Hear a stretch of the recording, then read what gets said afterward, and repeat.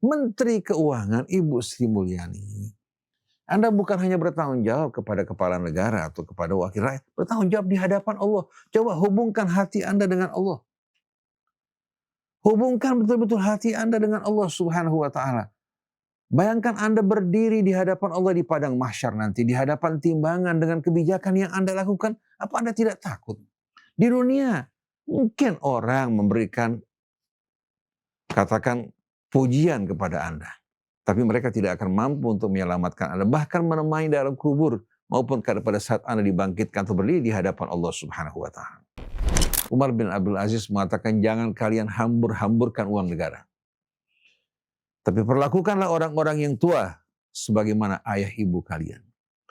Yang di bawah kalian sebagaimana anak-anak kalian. Yang sebaya dengan kalian, perlakukan saudara dan saudari kalian. Kalau kalian lakukan hal ini, akan menjadi benteng yang lebih kuat daripada dinding-dinding yang melindungi kota kalian.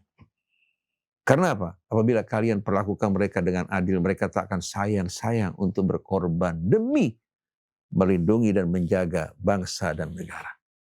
Inna hadhihi ummatukum ummatan wahidatan wa ana rabbukum fa'budun. وَمَا أَرْسَلْنَاكَ إِلَّا رَحْمَةً لِلْعَالَمِينَ.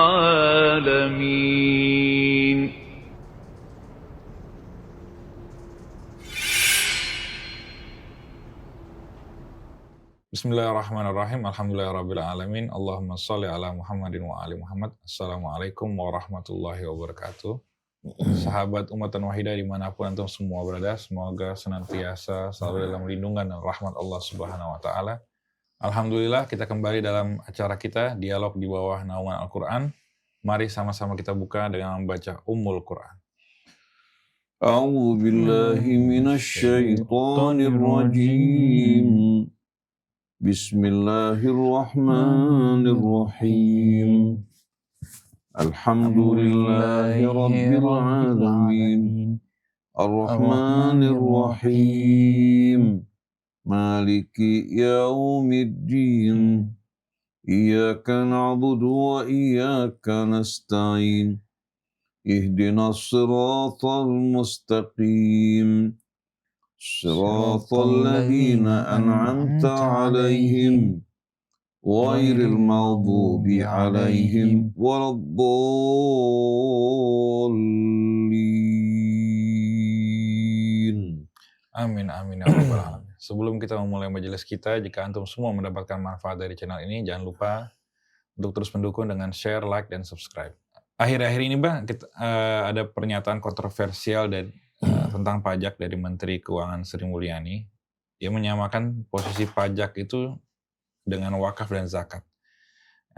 Pernyataannya kurang lebih, dalam setiap rezeki dan harta yang kamu dapatkan ada hak orang lain. Caranya hak orang lain itu diberikan, ada yang melalui zakat, wakaf, dan ada yang melalui pajak. Dan pajak itu katanya kembali kepada yang membutuhkan. Mem dari masyarakat, ingat katanya dalam hartamu yang sedikit itu ada hak pejabat. Nah, bagaimana sebenarnya posisi pajak itu dalam Islam?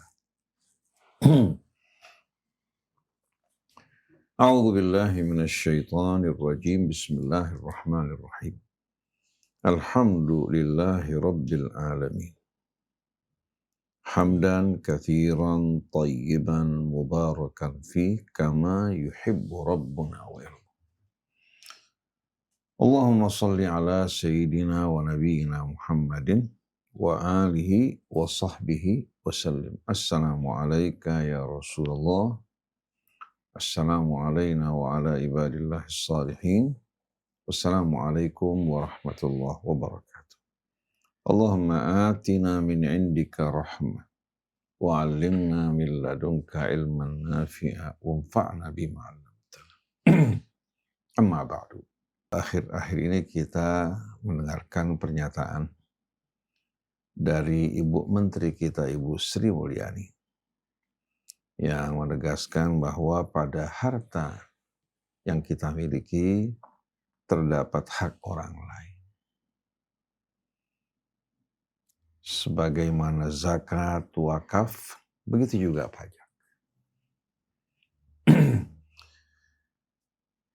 Apa yang diucapkan oleh Ibu Sri Mulyani ada benarnya, tapi juga ada salahnya. Di sini kita wajib untuk meluruskan pernyataan beliau. Kita bertanya, apa itu pajak?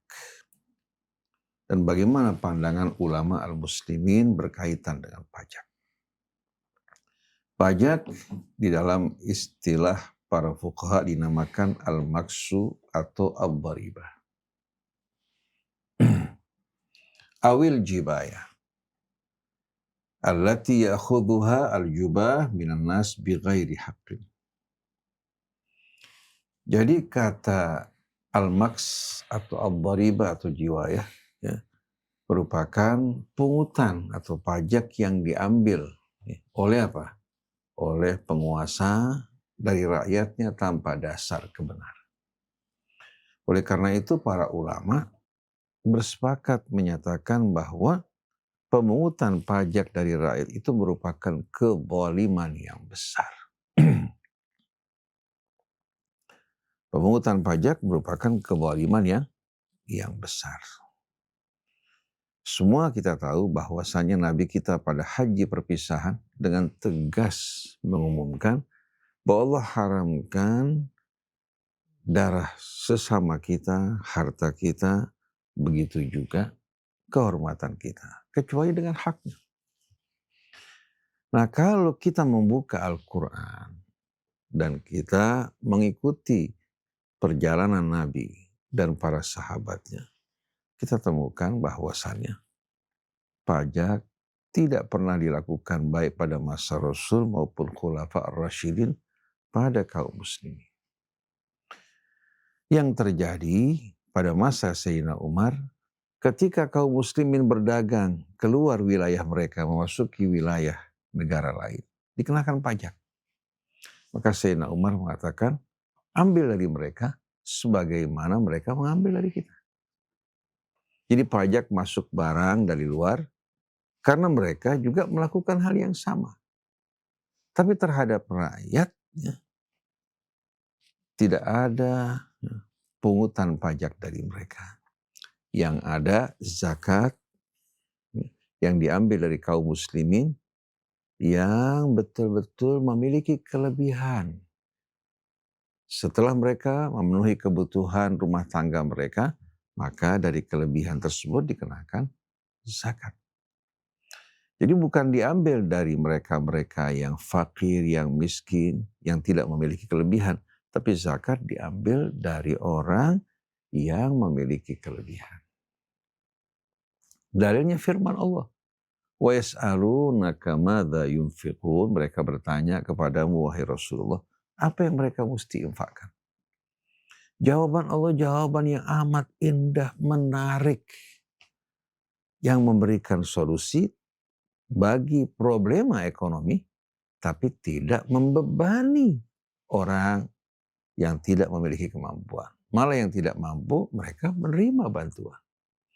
Jadi wa yas'alunaka madza yunfiqun, mereka bertanya kepadamu apa yang mereka mesti infakkan. Jawaban Allah, qulil afwa, katakan pada mereka. Mereka yang memiliki kelebihan pada harta mereka, dengan sendirinya mereka berkewajiban untuk berkontribusi pada mereka yang tidak mampu. Allah tidak jelaskan berapa jumlahnya. Tapi apa? Disesuaikan dengan kebutuhan umat. Dalam satu riwayat diriwayatkan melalui jalur Amirul Mukminin Ali bin Abi Thalib alaihissalam, bahkan bisa diperiksa hadis ini dalam buku fikih sunnah. Inna Allah farada fi amwalil aghniya ma yasuddu hajata fuqaraihim. Allah mewajibkan pada harta si kaya kadar yang diwajibkan yang dapat menutupi kebutuhan fakir miskin mereka. Walan yaju'a faqirun walan ya'ra illa bima fa'ala aghniyahum. Dan tidak akan lapar orang miskin dan tidak akan telanjang kecuali disebabkan pengabaian orang-orang kaya mereka. Jadi zakat ini sebetulnya merupakan apa? Merupakan pengeluaran dan pungutan yang syar'i. Oleh karena itu, Allah perintahkan kepada Rasulullah SAW, penguasa berikutnya, untuk memungut zakat. Berapa kadarnya? Dengan sendirinya disesuaikan dengan kondisi keadaan umat. Kalau orang yang berperang berjuang di jalan Allah, sebelum mereka membagi rampasan perang, dipotong 20%. Baru ya, setelah itu yang 80% dibagi di antara para pejuang.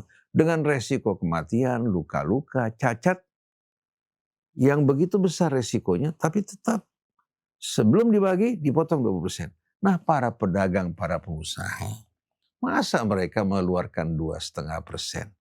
Dipatok ya, sedangkan 97,5% ya untuk mereka yang memiliki harta, 2,5% dibagi untuk sekian banyak fakir miskin yang membutuhkan.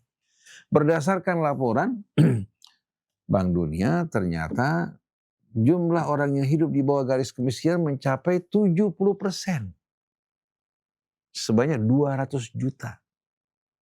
Jadi kalau seandainya kaum muslimin ya, yang berkecukupan, berkelebihan, mengeluarkan 2,5%, tidak mungkin mampu menutupi kebutuhan mereka. Padahal pada masa Nabi, apa yang dipungut dari kaum muslimin dalam bentuk zakat, itu mampu mencukupi 8 golongan yang disebutkan dalam Al-Quran. Fuqara, masakin, mereka-mereka para amir, ya, orang-orang juga yang termasuk dalam bilangan mu'allaf yang berhutang, membebaskan perbudakan. Hingga dari Yaman ketika sahabat yang kembali ke hadapan Rasul membawa kelebihan zakat, Rasul menegur mereka. Kalian diperintahkan untuk mengambil zakat dari yang kaya, dikembalikan kepada yang miskin. Kalian bukan pemungut pajak. Dijawab, ya Rasulullah, kami sudah bagi mereka, sudah mencukupi mereka, ini kelebihannya ya Rasulullah. Nah, zakat yang dipungut sekarang, karena tidak sesuai dengan ketentuan syar'i, akhirnya tak mampu mencukupi, jangankan untuk 8 golongan. Untuk fuqara wal masakin saja tidak mampu untuk menutupi. Berarti ada yang salah dalam pemahaman zakat kita. Kita sebagai orang yang beriman kan diperintahkan wa ta'awanu 'alal birri wat taqwa. Begitu juga wal mu'minun wal mu'minat ba'dhum awliya'u ba'dhin. Orang yang beriman sebagian mereka menjadi wali sebagian yang lain.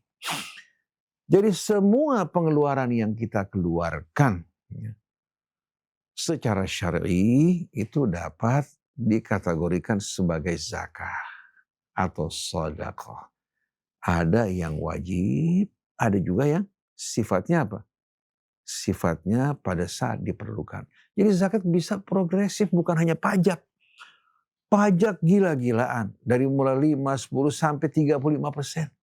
Kok orang diam saja? Padahal ini pengeluaran yang bukan keluar dari perintah Allah. Nah, kenapa zakat dibatasi 2,5%? Mereka mengaitkan zakat 2,5% dengan apa yang diriwayatkan dari Imam Ali, bahwa Rasulullah mewajibkan pada emas dan perak 2,5%. Itu kalau kita simpan tanpa kita kelola dikenakan 2,5%. Tapi kalau kita kelola menghasilkan keuntungan yang besar, 2,5% jangankan makan manusia, membiayai makan kucing nggak cukup. Lalu untuk orang di luar Islam ya, yang hidup di bawah naungan kaum muslimin, mendapatkan perlindungan, dijaga keamanan mereka, pengeluaran yang dipungut dari mereka namanya jizyah. Jizyah. Nah, ketika penduduk Yaman diambil zakat dari mereka, dari non-muslim ya, akan diambil jizyah. Dijawab oleh mereka, kami tidak mau mengeluarkan jizyah, kamu mau mengeluarkan zakat. Karena jizyah itu menggambarkan orang yang ditaklukkan. Sedangkan orang-orang non-muslim di Yaman bukan tunduk karena perang. Tapi mereka menyambut kehadiran kaum muslimin. Jadi apa yang mereka keluarkan disamakan namanya dengan zakat karena mereka bukan orang-orang yang menentang masuknya Islam ke tengah-tengah mereka. Mereka tidak memeluk agama Islam, tapi mereka mengeluarkan juga kewajiban mereka dengan nama zakat. Karena kata zakat itu artinya mensucikan dan juga menumbuhkan. Dengan rahmat Allah di kemudian hari mereka semuanya masuk ke dalam Islam. Jadi yang diambil dari non-muslim namanya jizyah. itu dengan imbalan perlindungan, menjaga keamanan mereka, kehormatan mereka, darah mereka, harta mereka. Tapi pada saat umat Islam tidak mampu untuk memberikan perlindungan kepada mereka, maka tidak akan dipungut dari mereka, seperti kejadian ketika orang-orang non-muslim di perbatasan Romawi, ya, mereka lebih suka bernaung di bawah naungan kaum muslimin yang adil, yang tidak menyusahkan mereka, melindungi mereka. Padahal Romawi beragama dengan agama mereka. Tapi mereka lebih suka untuk apa? Untuk bernaung di bawah naungan kaum muslimin. Dan mereka memberikan biaya perlindungan. Waktu akan berkobar peperangan antara pasukan kaum muslimin dan pasukan Romawi, maka pemimpin kaum muslimin mengembalikan jizyah yang dipungut dengan alasan mereka tak mampu untuk melindungi mereka pada saat perang. Tapi ternyata non-muslim mengatakan, kami tidak meminta dikembalikan. Bahkan kami ingin berjuang bersama kalian. Kenapa? Karena keadilan. Karena mereka sewaktu di tengah umat Islam diperlakukan dengan adil, dengan mulia. Harta mereka, kehormatan mereka tidak diganggu. Tidak seperti pasukan Romawi dan pemerintahannya yang memungut pajak gila-gilaan dari mereka. Begitu juga yang terjadi pada dinasti demi dinasti. Pada apa? Pada masa-masa kerajaan di Cina. Kita saksikan banyak kisah yang menggambarkan rakyat hidup menderita. Di tengah-tengah pungutan pajak yang mencekik untuk membiayai para pejabat negara, begitu pula raja. Demikian pula yang terjadi dalam pembangunan tembok Cina, berapa banyak korban yang berjatuhan. Sekarang dikenang sebagai apa? Sebagai salah satu keajaiban dunia. Mereka tidak tahu berapa banyak korban yang berjatuhan pada saat dibangun. Jadi jizyah itu ya, diperuntukkan orang di luar Islam. Tapi kalau mereka mau diberikan nama zakat, ya, tidak merendahkan mereka, tidak menjadi soal. Nah, yang ketiga adalah kharaj. Kharaj itu adalah pungutan yang diambil dari tanah yang ditaklukkan. Atau tanah, katakan, ya, yang milik pemerintah, kemudian dikelola oleh apa? Oleh rakyat. Kemudian pemerintah mengambil apa? Hasil dari apa? Panen yang didapatkan. Nah, pemerintah memberikan alat-alat kerja kepada rakyatnya, memberikan pupuk, memberikan ini, berkontribusi bukan sebagai pemungut pajak yang liar, tidak. Tapi pemerintah di sini mengambil hasil dengan bagi hasil. Coba bayangkan kalau seandainya pemerintah di daerah-daerah imigran yang membuka lahan, membantu mendukung dengan alat kerja, dengan pupuk, dengan keamanan. Kemudian pemerintah mengambil hasil. Karena kontribusinya kan, rakyat mengambil separuh, pemerintah mengambil separuh. Bayangkan dalam waktu relatif singkat, rakyat akan berkembang maju dengan pesat. Hasil pertanian tersebut akan dapat menjadi swasembada buat negeri kita. Tanpa kita mengimpor dari luar, uang kita akan berputar untuk kepentingan rakyat. Kalau sekarang pemerintah sudah mengambil pajak, kemudian apa?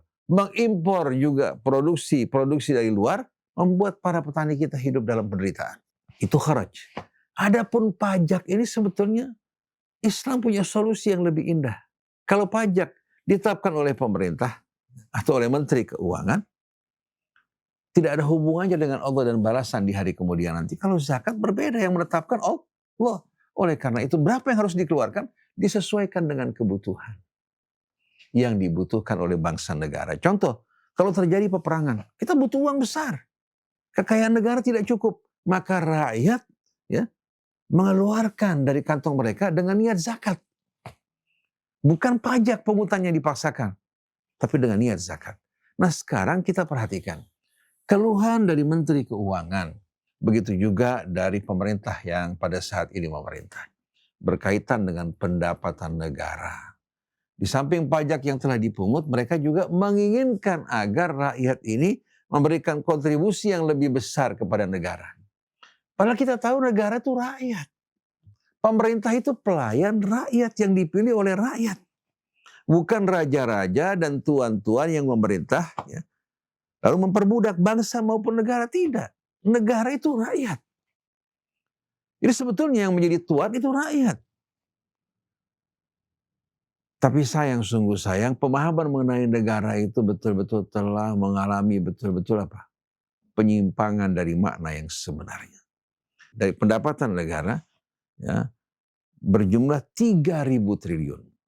Anggaran belanja negara 2.700 triliun. Ternyata 2.500 triliun itu didapatkan dari hasil pajak.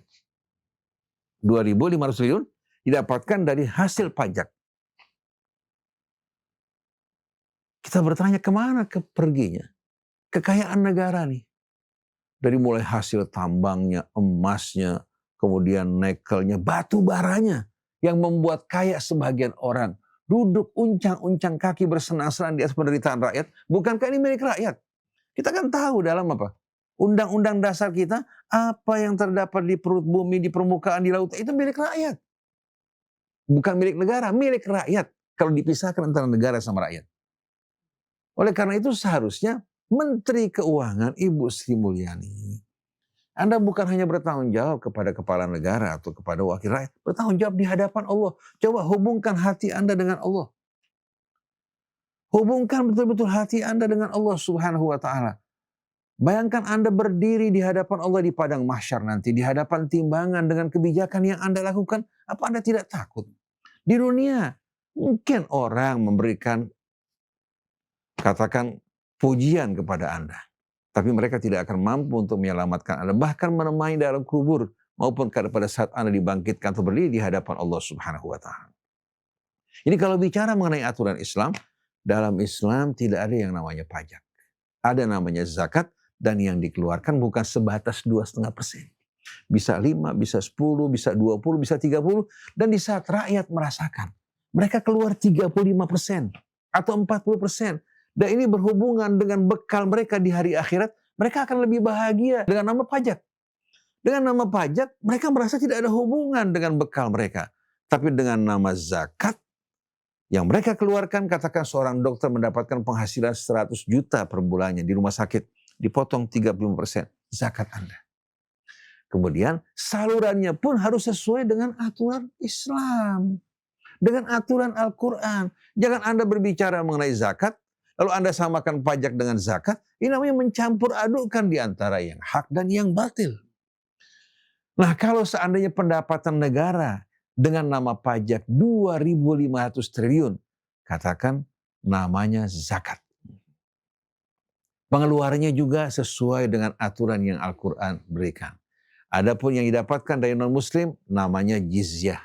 Atau namanya katakan, tapi dengan perlindungan yang diberikan kepada mereka. Jangan kita mengambil dari mereka, tapi tidak bertanggung jawab terhadap mereka. Kita ingin antara umat Islam, non-muslim hidup di bawah naungan keadilan. Yang betul-betul memberikan hak yang sempurna kepada mereka sebagaimana kita mengambil dari mereka. Jadi kalau Ibu Sri Mulyani menyamakan antara pajak dengan zakat berbeda, karena pajak dipungut bukan hanya dari orang kaya, dari orang miskin juga. Dari mulai token sampai mendengarkan lagu, semua kena pajak. Jadi kalau mereka berkata, apa yang telah dilakukan rakyat untuk negara, ketahuilah bahwa rakyat sebetulnya telah memberikan kontribusi, bahkan melebihi kewajiban mereka. Bukan hanya darah mereka, bahkan sum-sum mereka dihisap oleh apa? Oleh para pemungut pajak.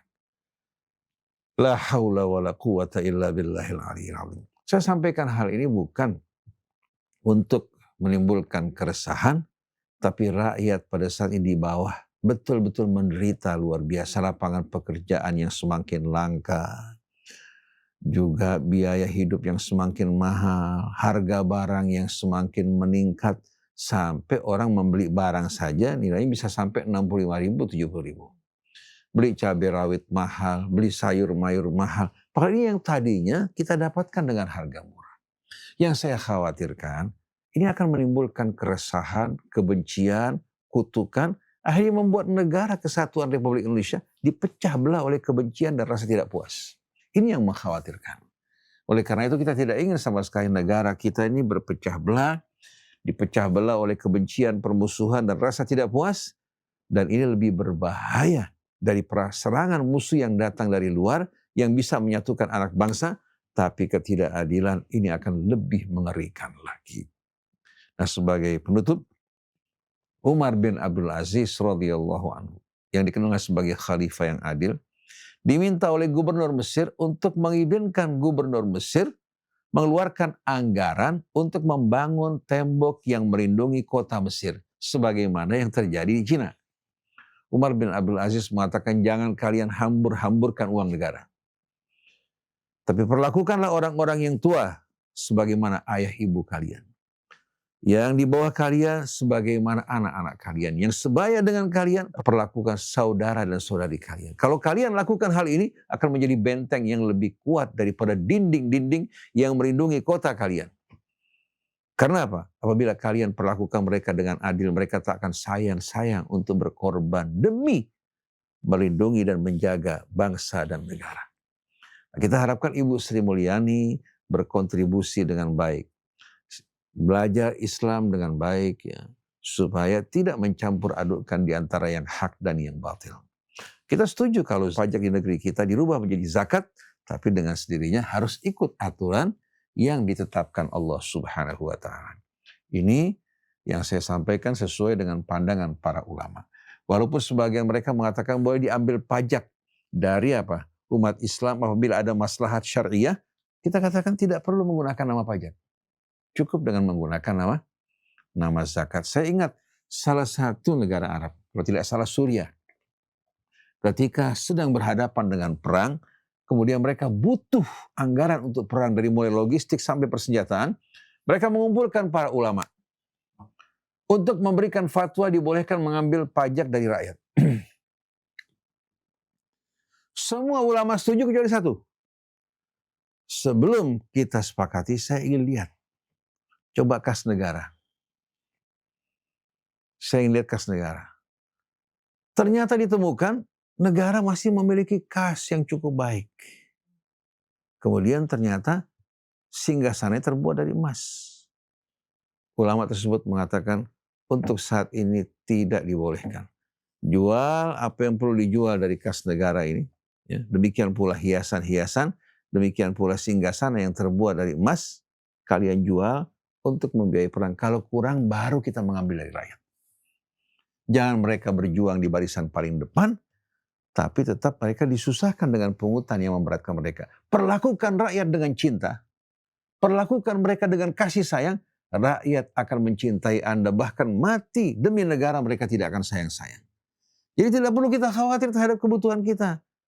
Jadi saya lagi merasa heran. Anggota DPR gajinya naik, pejabat pemerintah naik. Sedangkan rakyat hidup dalam kesusahan dan penderitaan. Oleh karena itu perlu para pejabat ini turun ke bawah. Jangan hanya joget-joget. Tidak memberikan kontribusi. Mereka berkeliling memberikan janji buat rakyat. Pada saat diperlukan mereka tidak muncul di hadapan rakyat. Inna lillahi wa inna ilaihi raji'un. Bapak tadi bilang, mulai dari token sampai mendengarkan musik, rakyat ditarik pajak bahkan dari yang miskin.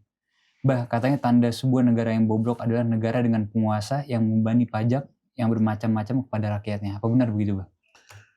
Ini pertanda merupakan negara tersebut menuju kehancuran. Kewajiban pejabat pemerintah itu mengelola, terutama sekali Menteri Keuangan, mengelola kekayaan negara ini.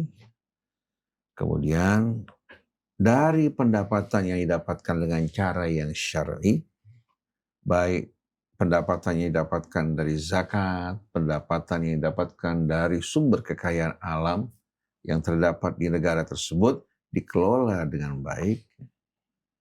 Di samping membuka lapangan pekerjaan yang bisa menghidupkan mereka. Jadi negara bukan hanya mengambil, tapi negara melayani rakyat, menjaga kesejahteraan rakyat, mendistribusikan kekayaan negara untuk mereka dengan seadil-adilnya. Tapi yang ternyata terjadi pada saat ini, negara melalaikan kewajibannya. Sebagaimana orang tua, di saat dia melalaikan kewajiban pada keluarganya, pada anaknya, kalau dia menyaksikan anaknya bersikap durhaka pada orang tuanya, jangan salahkan anak. Begitu juga kalau kita mempekerjakan orang tanpa memberikan hak mereka, kita menuntut hak kita dari mereka, jangan salahkan pembangkangan dari mereka. Seperti yang terjadi pada masa Sayyidina Umar, ketika beberapa hamba sahaya dibawa oleh tuannya ke hadapan Sayyidina Umar karena memotong unta tuannya. Sayyidina Umar tidak serta-merta langsung menghukum. Dia bertanya, kenapa kalian melakukan hal ini? Dijawab oleh hamba sahayanya, Tuhan kami tidak memberikan kami makan yang layak. Tidak memberikan kami makan yang layak. Kami diperintahkan bekerja tanpa memberikan makan kami. Akhirnya yang dihukum oleh Sayyidina Umar bukan hamba saya, tapi tuan yang mengabaikan kewajibannya. Begitu juga suami yang mengabaikan kewajiban pada istrinya, atau sebaliknya istri mengabaikan kewajiban pada suaminya, pasti akan terjadi kerusakan. Begitu juga apabila negara atau pejabat pemerintah mengambil pajak ya, yang menyengsarakan, menyusahkan rakyat. Jangan salahkan kalau seandainya rakyat mengamuk karena kebencian, karena mereka merasa tidak diperlakukan sebagai rakyat, tapi sebagai sapi perahan untuk kepentingan-kepentingan mereka yang apa? Yang bersenang-senang di atas tangisan dan penderitaan rakyat. Oleh karena itu, pemerintah pada saat mengajak katakan pihak asing berinvestasi atau pengusaha bekerja, hendaknya mereka jangan menawarkan buruh murah. Seolah-olah buruh-buruh kita ini merupakan budak-budak atau pekerja rodi. Di masa Belanda masih lebih baik daripada apa yang dialami saat ini. Seharusnya apa? Seharusnya mereka betul-betul ya, di samping mengundang para investor, memperlakukan juga buruh-buruh mereka sebagai apa? Mitra. Mitra kerja, bukan sebagai budak. Mitra kerja yang saling menguntungkan satu dengan lainnya, kesejahteraan mereka. Tapi yang terjadi pada saat ini, sistem outsourcing, kontrak diberlakukan tanpa sama sekali memikirkan pada saat mereka sakit atau di hari depan. Seharusnya negara melindungi rakyatnya, menjaga kesejahteraan mereka. Dan saya yakin pada saat mereka diperlakukan dengan baik, niscaya mereka rela mati demi para pemimpin mereka dengan mengharapkan ridha Allah Subhanahu wa taala. Jadi, pungutan pajak yang semakin banyak menandakan kelemahan kerapuhan satu negara. Kalau hal ini dibiarkan, lama-kelamaan akan membuat negara tersebut runtuh. Karena pilar-pilarnya, rakyat ini, dalam keadaan apa? Rapuh. Pada saat pilarnya rapuh, maka bangunan bagaimanapun indah megahnya akan rubuh. Coba perhatikan berapa gaji para menteri, para wakil rakyat. Kemudian kenaikan gaji untuk tunjangan beras saja dari 10 juta menjadi 12 juta. Sedangkan rakyat bekerja dengan apa? Rakyat bekerja dengan gaji 4 juta rupiah. Sedangkan pejabat-pejabat mendapat tunjangan yang begitu besar. Di mana keadilan? Kita hanya bisa mengatakan la haula wa la quwata illa billahil aliyyil azim. Subhanakallahumma wa bihamdik. Asyhadu an la ilaha illa anta astaghfiruka wa atubu ilaik wal afu minkum. Wassalamualaikum warahmatullahi wabarakatuh. Alhamdulillah kita sudah sampai di penghujung dialog kita hari ini. Jazakumullah khairan kasihan kepada guru kita, Baba, atas penjelasannya yang sangat membuka wawasan. Semoga apa yang disampaikan hari ini menjadi wasilah kebaikan bagi kita semua. Bagi sahabat Ummatan Wahidah yang berkontribusi dalam pengembangan dakwah dialog digital Ummatan Wahidah bisa transfer di rekening kita di bawah ini. Insya Allah kita akan berjumpa lagi dalam dialog berikutnya. Wassalamualaikum warahmatullahi wabarakatuh.